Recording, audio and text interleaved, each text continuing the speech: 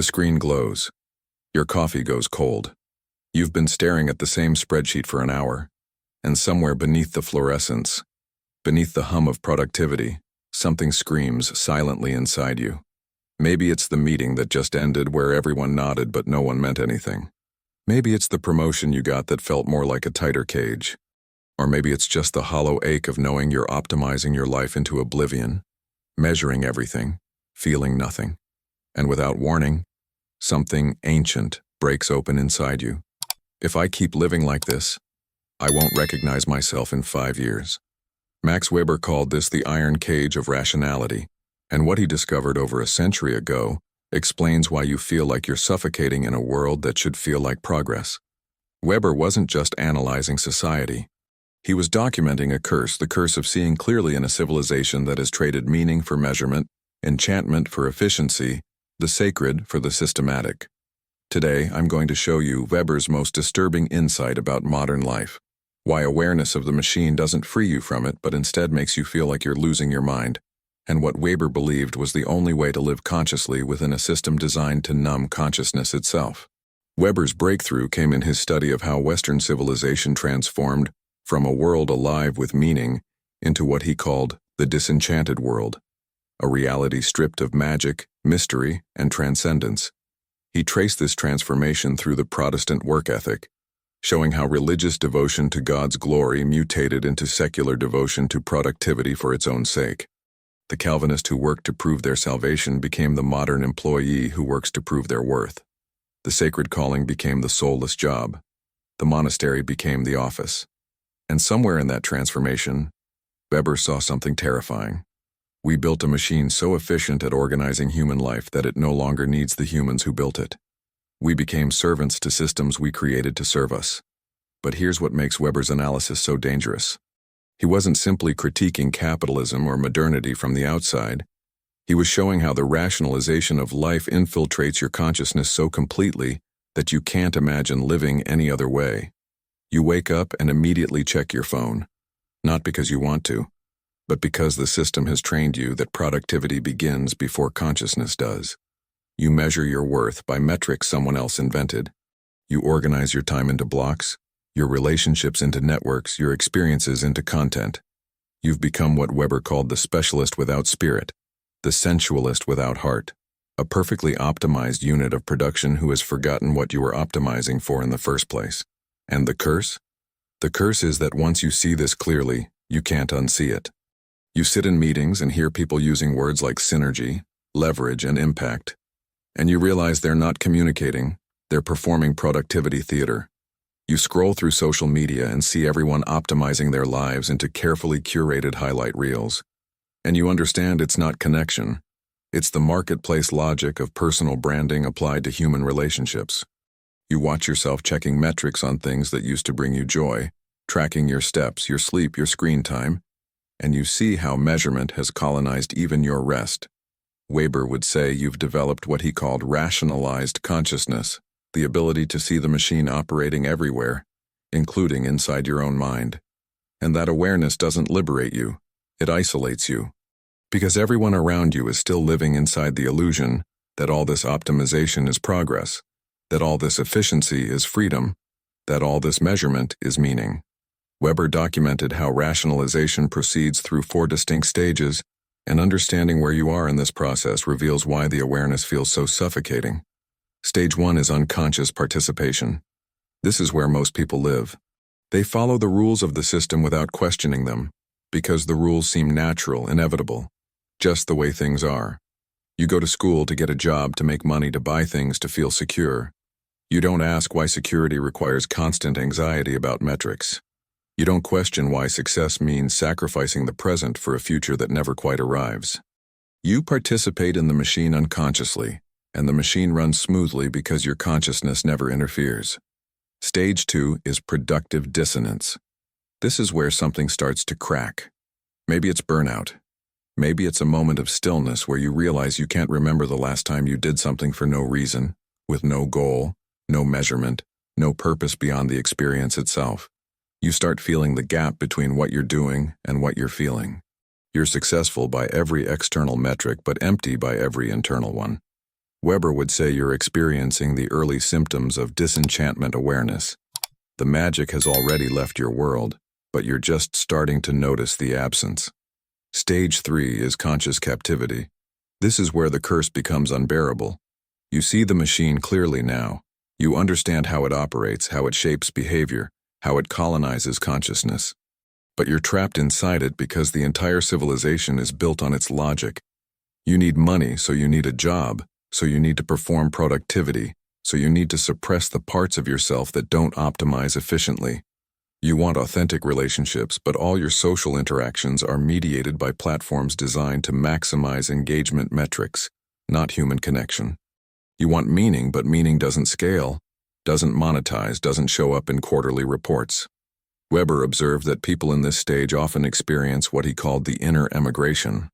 They stay in the system physically but withdraw psychologically. They go through the motions while something essential inside them has already left. Stage 4 is integrated resistance. This is the rarest stage, and it's what Weber believed separated those who were crushed by modernity from those who could live consciously within it, without being consumed by it. Integrated resistance doesn't mean escaping the machine. Weber knew that was impossible. The rationalization of life isn't something you can opt out of by moving to the woods or deleting your apps. It's woven into the fabric of how modern civilization functions. Integrated resistance means maintaining an inner sanctuary of meaning that the machine cannot colonize. It means participating in the system strategically while refusing to let the system define your worth. It means using rationality as a tool without becoming a tool of rationality. But Weber warned that reaching this stage requires something most people aren't willing to do. It requires what he called value rationality, the conscious commitment to values that cannot be justified by the system's logic. Because the machine only understands instrumental rationality, the logic of means and ends, of inputs and outputs, of costs and benefits. If you try to justify your values within that framework, they'll be absorbed and monetized. Your rebellion becomes a brand. Your authenticity becomes content. Your resistance becomes another market niche. Value rationality means standing on ground that the system cannot purchase because you've decided, consciously and irrevocably, that some things matter beyond their utility, beyond their efficiency, beyond their measurability. Weber illustrated this through his study of different religious and philosophical traditions that maintained meaning in a rationalizing world. He contrasted the Protestant who internalized the work ethic so completely they became the machine's perfect servant with the Catholic mystic who maintained access to transcendence despite living in the same modernizing society. He studied Confucian bureaucrats who became so identified with administrative rationality they lost contact with the Tao. He examined Hindu ascetics who rejected the world entirely rather than finding a way to be in it without being consumed by it.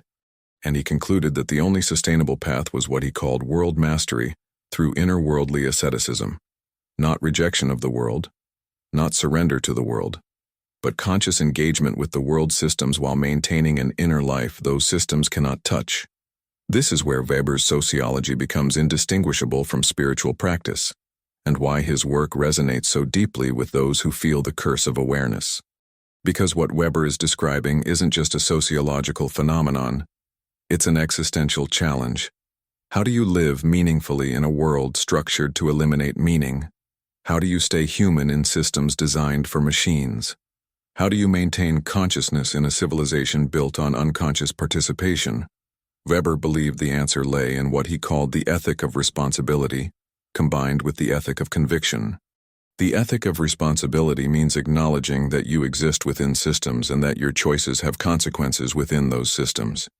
You can't pretend the machine doesn't exist just because you see through it. You still need to navigate it, work within it, make choices that account for how it operates. But the ethic of conviction means you have a core set of values that are non-negotiable, that you will not sacrifice even when the system demands it. The integration of these two ethics is what allows you to participate in modernity without being devoured by it. Let me give you a concrete example of how this integration works in practice. Weber studied the early Protestant entrepreneurs who helped create modern capitalism. These were people who worked with extraordinary discipline and focus, who built businesses and accumulated wealth.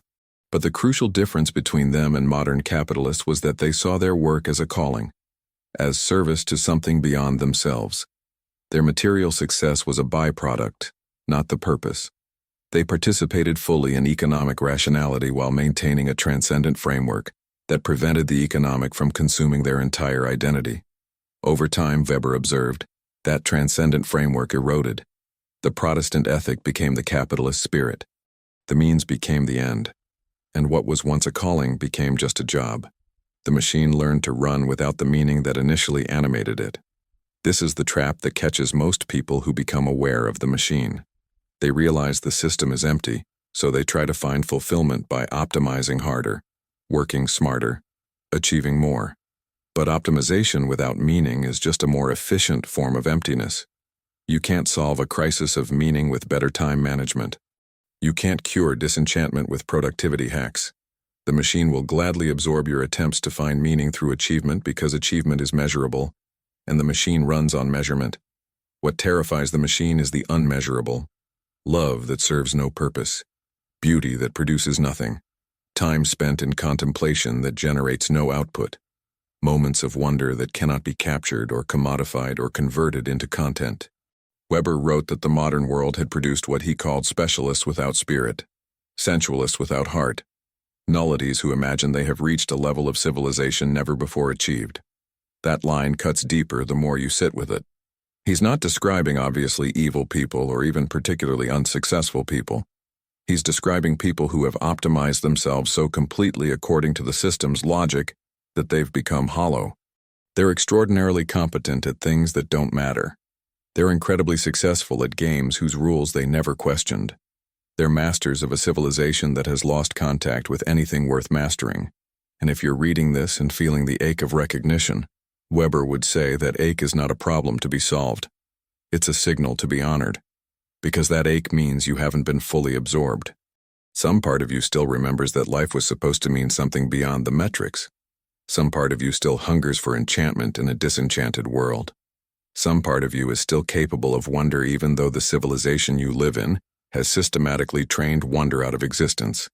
The question Weber forces you to confront is this: what are you going to do with that awareness? Because you have three options, and Weber observed all three in his own time. The first option is resignation. You accept that the machine is inevitable, that meaning is impossible, that the best you can do is play the game skillfully and take whatever pleasure you can find in the margins. This is what Weber called the iron cage fully accepted. You're still trapped, but at least you're no longer exhausting yourself by pretending otherwise. The second option is escape. You try to find some space outside the machine, some way to live that isn't colonized by rationalization. You move to the mountains, delete your digital life, grow your own food, homeschool your children. But Weber warned that escape is largely illusory in modernity. The machine's logic has penetrated so deeply into consciousness itself that you carry it with you even when you physically distance yourself from its institutions. You find yourself measuring your homesteading success, optimizing your off-grid systems, tracking your self-sufficiency metrics. The machine has trained you so thoroughly that you rebuild it wherever you go. The third option is what Weber called conscious enchantment within disenchantment. This is the path of integrated resistance, and it's the hardest because it requires you to hold two seemingly contradictory truths simultaneously. The world is disenchanted. The systems are real. The machine operates according to its own logic, and that logic is largely indifferent to human meaning. And you can cultivate private spaces of enchantment that the machine cannot reach. You can maintain values that refuse instrumental justification. You can participate in the system strategically while protecting a core of yourself that remains unsystematized. Weber believed this third path required what he called a prophetic stance, not in the religious sense necessarily, but in the sense of standing for something the current system cannot recognize as valuable. The prophet in Weber's analysis is not someone who predicts the future. The prophet is someone who embodies values that exceed the logic of the present, who demonstrates through their existence that there are ways of being human that cannot be reduced to production and consumption, that cannot be measured in the currencies the machine trades in. What might this actually look like in your life? It starts with what Weber called the care of the soul, in a soulless world. And by soul, he didn't necessarily mean something supernatural. He meant the part of you that experiences meaning, that feels called toward purposes beyond survival and status, that hungers for beauty and truth and connection for their own sake. The care of the soul in a rationalized world means creating deliberate zones of unmeasured experience, time that is protected from productivity, relationships that are not networked, activities that produce nothing but the activity itself, moments where you are fully present not to optimize the moment but simply to inhabit it. This sounds simple, but it's extraordinarily difficult because the machine has trained you to feel guilty about unmeasured time. You sit down to read a book for pleasure, and within minutes you're wondering if you should be doing something more useful. You go for a walk without a destination, and your mind immediately starts planning, problem-solving, optimizing. You spend time with someone you love, and you're half present because part of you is already moving to the next thing. The machine has colonized your consciousness so completely that rest feels like failure, presence feels like waste, and experience without output feels like time stolen from your true purpose, which the machine has convinced you is productivity. Weber observed that people who successfully maintained meaning in modernity developed what he called disciplined spontaneity. This sounds like a paradox, but it's actually the key to the whole challenge. Spontaneity alone isn't enough because the machine will absorb it, monetize it, turn it into content. Your spontaneous vacation becomes Instagram posts. Your spontaneous creativity becomes a side hustle. Your spontaneous joy becomes engagement metrics. But disciplined spontaneity means creating structures that protect space for the unmeasured. You schedule time for the unscheduled. You create rituals for the non-instrumental. You build habits that defend against the habit of constant optimization. Let me give you specific examples because this is where Weber's theoretical analysis meets the practical reality of living consciously in an unconscious world. Every week you might protect one afternoon where you have no agenda, no goals, no plans. Just open time where you allow yourself to wander, physically or mentally, and see what emerges when you're not directing the experience toward an outcome. This terrifies the machine because time without measurable output is time the system can't claim. Every day you might create one ritual that has no purpose beyond the ritual itself. Maybe it's making tea slowly, attending to every step, not to make better tea, but to practice attention itself. Maybe it's sitting in silence for 10 minutes, not to meditate more effectively, but to remember what it feels like to exist without performing existence. In your relationships, you might practice conversation that has no goal, no problem to solve, no information to exchange, just the experience of being with another consciousness without agenda. The machine hates this because it's inefficient. It produces nothing. It doesn't scale. But that's exactly why it matters. Because in that apparently purposeless time, you're practicing a way of being that the system cannot colonize. You're remembering that your worth is not your output. You're cultivating parts of yourself that have no market value. You're becoming, slowly and deliberately, a person the machine cannot fully capture. Weber also emphasized the importance of what he called vocational seriousness, and this is where people often misunderstand his work. He's not saying you should abandon work or productivity or achievement. He's saying you need to distinguish between work as a calling and work as mere occupation. A calling is work that serves values beyond the work itself. An occupation is work you do because the system demands it and pays you for it. Most people's work is occupation disguised as calling. They tell themselves they're making a difference, building something meaningful, contributing to something larger. But when they're honest with themselves, they know they're primarily serving the machine's need for their productivity. The paycheck is real. The meaning is decoration. True vocational seriousness, Weber argued, means finding or creating work that genuinely serves values you're willing to defend, even when defending them costs you within the system. This might mean taking less money for work that matters more. It might mean using your position within the machine to create small pockets of humanity within inhuman structures. It might mean recognizing that your paid work is just occupation and consciously directing your calling energy elsewhere, into art or relationships or service or spiritual practice that the machine doesn't pay for and therefore doesn't control. The key insight Weber offers here is that you can't serve two masters. You can't simultaneously optimize for the machine's rewards and maintain integrity to values the machine doesn't recognize. At some point, if you're serious about living consciously, you have to choose what you're willing to sacrifice. And Weber observed that most people, when forced to choose, sacrifice their values for their comfort, their meaning for their security, their calling for their career, not because they're weak or bad, because the machine makes the cost of resistance very clear, while keeping the cost of compliance invisible until it's too late to recover what you've lost.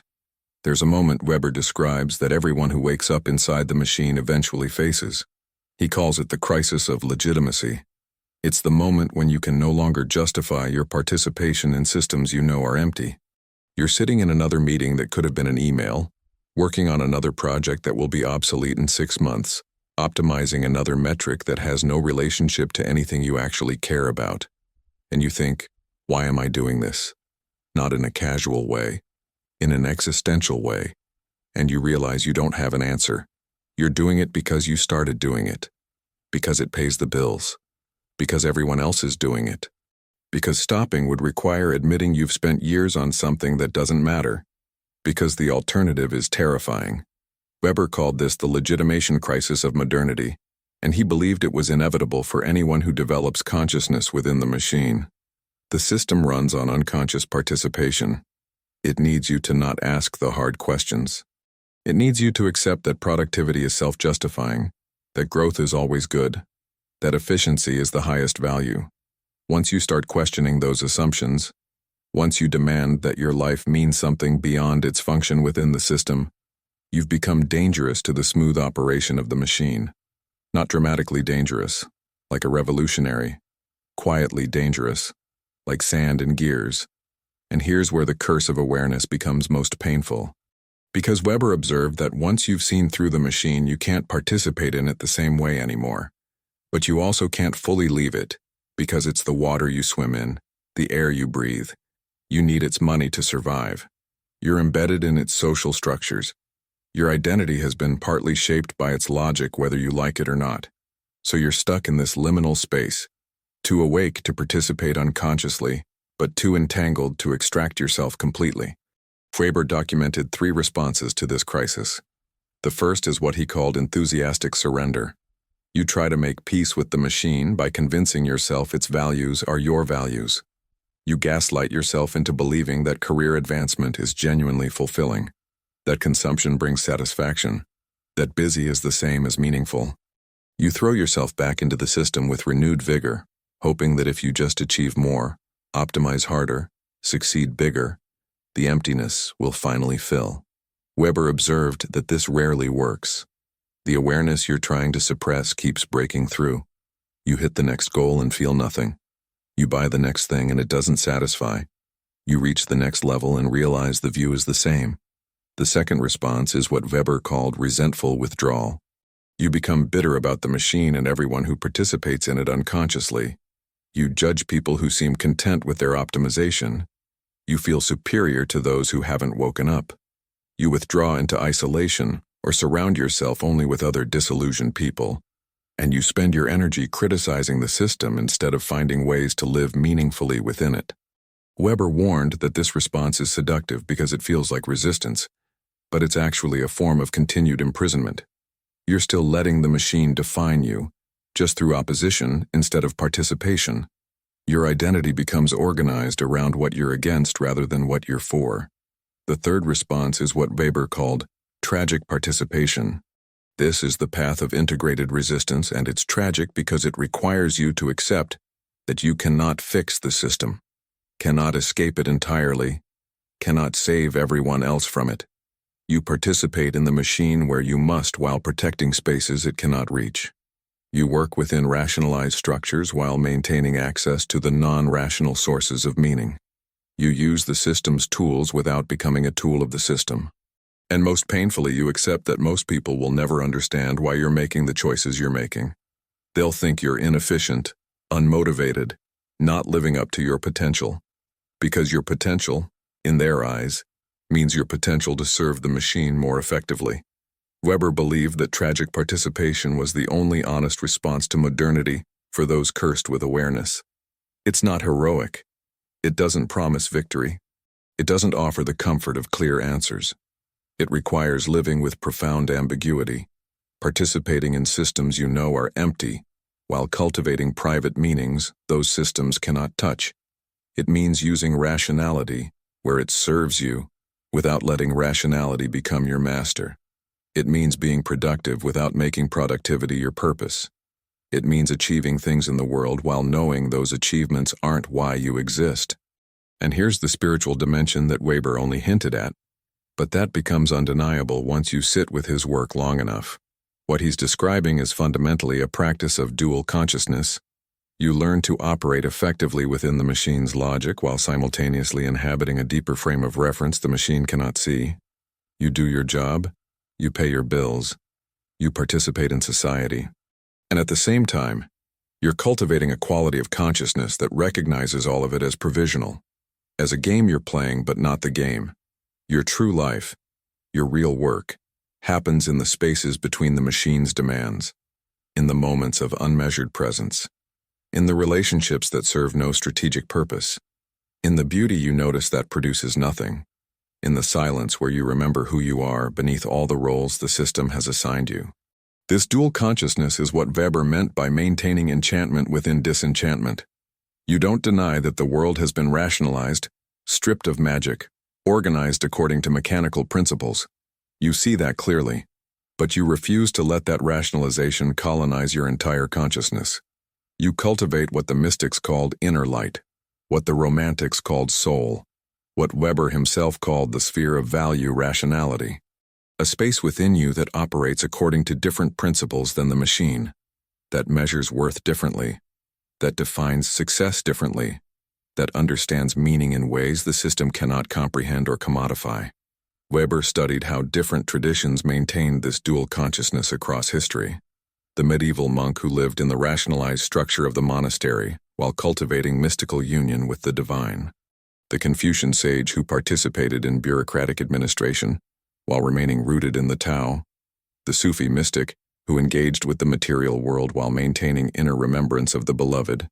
What united these figures across traditions was their ability to be in the system without being of it, to use structure without being imprisoned by it, to participate consciously in what others participated in unconsciously.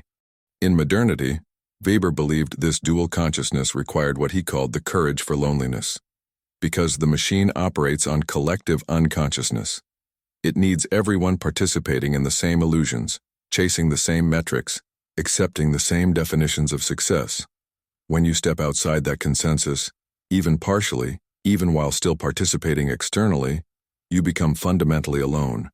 Not lonely in the sense of lacking people, but alone in the sense that your frame of reference is different from almost everyone around you. You're speaking a language most people can't hear. You're seeing patterns most people are blind to. You're asking questions most people find uncomfortable or incomprehensible. This loneliness is the price of consciousness, and Weber was unflinching about it. He observed that people with developed awareness often felt most alone in crowds, most isolated in successful careers, most misunderstood by people who loved them, because the curse of seeing the machine is that you can't share what you see with people still living inside its logic. They interpret your observations as pessimism, your questions as negativity, your refusal to fully participate as laziness or failure or delusion. They can't understand that you're not rejecting success. You're rejecting their definition of success. You're not being unproductive. You're refusing to make productivity your God. Weber wrote that every person who develops this awareness has to make a fundamental choice. You can try to convert others, to wake them up, to show them what you've seen. This path leads to exhaustion and usually failure, because people only wake up when they're ready, and trying to force awareness on someone who isn't ready just makes you look crazy or arrogant. Or you can accept your loneliness as the necessary condition of conscious life in an unconscious world. You can find the few others who see what you see. You can build small communities of resistance, not resistance, in the sense of fighting the machine, but resistance in the sense of maintaining alternative ways of being human within its structure. And you can live your life as a quiet demonstration that other ways are possible, even if most people never recognize what you're demonstrating. This is where Weber's analysis becomes indistinguishable from what spiritual traditions call the path of the awakened life.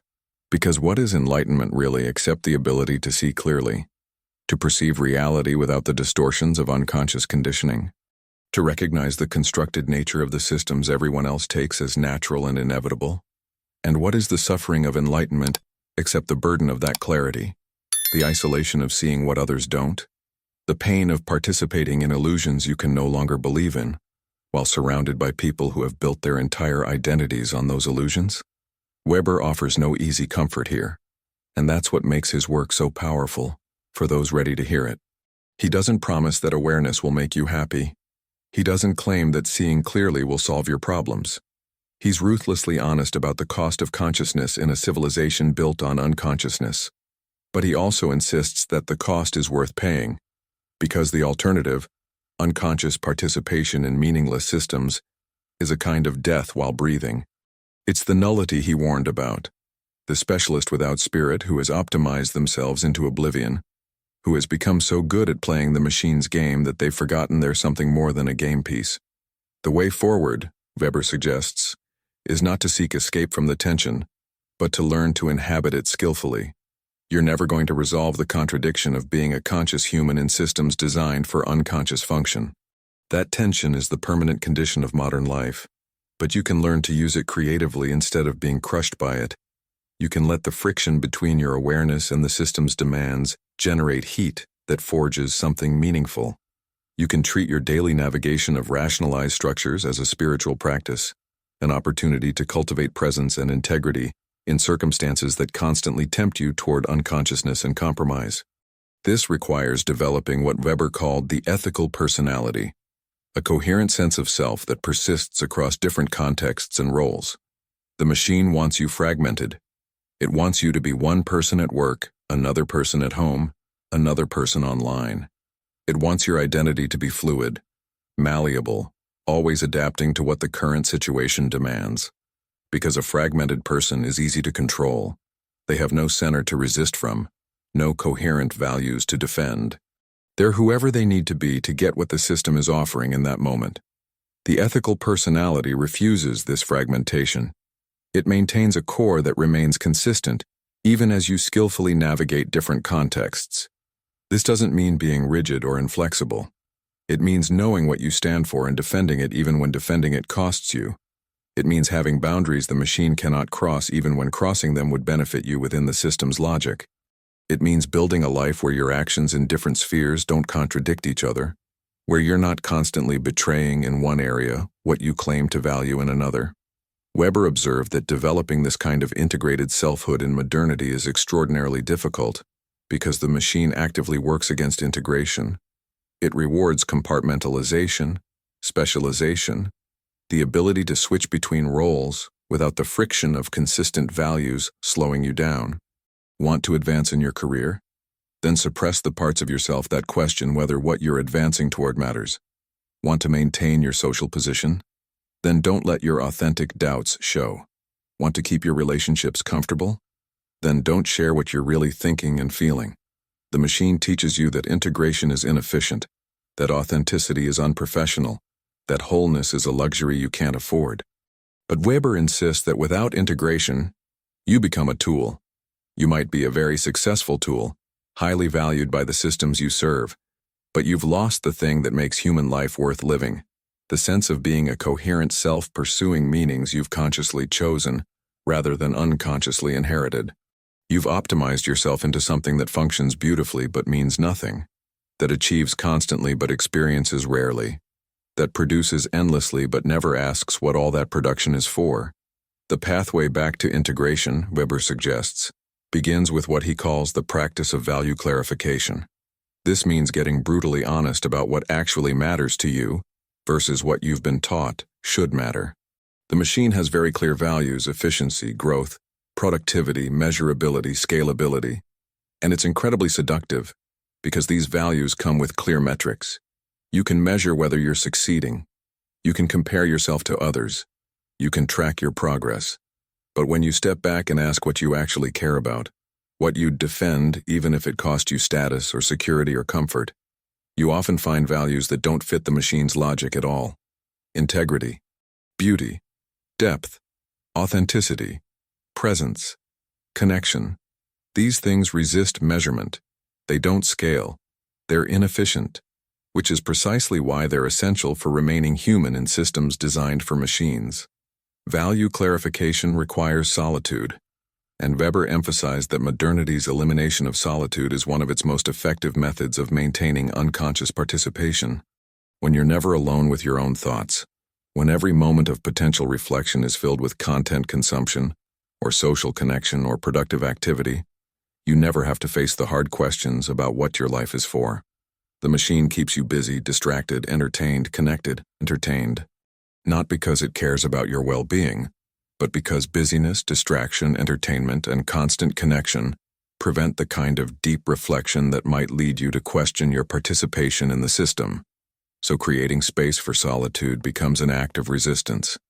Not dramatic resistance, but the quiet insistence that some of your time belongs to reflection rather than production, to being rather than doing, to listening inward rather than consuming outward. Weber practiced this himself, taking long walks where he did nothing but think, maintaining journals where he interrogated his own motivations and values, building his daily life to include protected time for what he called the care of the intellectual and spiritual life. He knew from direct experience that without these practices, the machine would colonize his consciousness completely, would turn even his sociological insights into just another commodity to be traded in the academic marketplace. And this brings us to perhaps Weber's most challenging insight about living consciously in modernity. He observed that the machine is perfectly happy to absorb your resistance, to monetize your awakening, to turn your critique into content. You see through the system's emptiness? Great, write a book about it. You want to live more authentically? Excellent, here's a course you can sell. You're cultivating presence and meaning? Wonderful, build a brand around it. The machine has learned that even opposition to the machine can be productive, can generate value, can be organized into scalable systems that ultimately serve the very logic they claim to resist. This is the deepest trap, and Weber saw it operating even in his own time. Reform movements got absorbed into bureaucracies. Spiritual insights became religious institutions. Revolutionary energy turned into party politics. Everything that starts as authentic resistance to rationalization eventually gets rationalized itself. The machine doesn't need to defeat its opponents. It just needs to wait them out, to let them succeed until their success requires them to adopt the machine's methods, at which point they've become another part of the system, even if they're still using the language of resistance. So how do you avoid this trap? Weber's answer is both simple and impossibly difficult. You have to give up trying to fix the machine. You have to abandon the fantasy that your insight will transform the system, that your example will wake everyone up, that your resistance will somehow overcome the machine's logic. This doesn't mean giving up on resistance. It means changing what resistance looks like. It means recognizing that real resistance in modernity is small, private, probably invisible to anyone but you. It's the moments you choose presence over productivity when no one is watching. It's the values you defend even though defending them doesn't advance you. It's the meanings you cultivate that cannot be shared or validated or measured. It's living your life according to principles the machine cannot comprehend. Not to change the machine, but to prevent the machine from fully determining who you are. Weber called this the ethics of ultimate ends, and he distinguished it sharply from the ethics of consequences. The ethics of consequences measures actions by their effects in the world, by whether they achieve desired outcomes, by whether they produce measurable change. This is the machine's ethics, and it's perfectly valid within its domain. But the ethics of ultimate ends operates differently. It measures actions by their alignment with values you hold sacred regardless of their consequences, regardless of whether they produce results, regardless of whether anyone ever recognizes what you're doing or why. You act with integrity not because it will change the system, but because you refuse to let the system change you. You cultivate beauty, not because beauty will save the world, but because a world without beauty isn't worth living in. You practice presence not because presence is productive, but because presence is what makes you fully human, rather than merely functional. This ethics of ultimate ends is what allows tragic participation. It's what makes it possible to engage with rationalized systems while maintaining a core the systems cannot touch. Because you're not measuring your success by the system's metrics. You're not trying to optimize within its logic. You're simply insisting that some part of your life operates according to different principles, serves different masters, answers to different authorities than the machine's relentless demand for efficient production. And here's what Weber observed about people who learn to do this. They don't look particularly successful by conventional standards. They're often invisible to the machine precisely because they're not playing its game at the highest levels. But they have something that the most optimized, most successful, most visibly productive people lack. They have what Weber called inner freedom, a sense of not being owned, not being determined, not being fully captured by any system no matter how powerful. They've found a way to be in the world without being owned by it, to use the world's tools without becoming one of its tools, to participate in society while remaining at some essential level free from society's power to define who they are.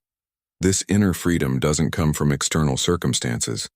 You can have it in prison or lose it in paradise. It comes from what Weber called value sovereignty, the internal authority to decide what matters based on your own deepest convictions rather than the system's incentives and punishments.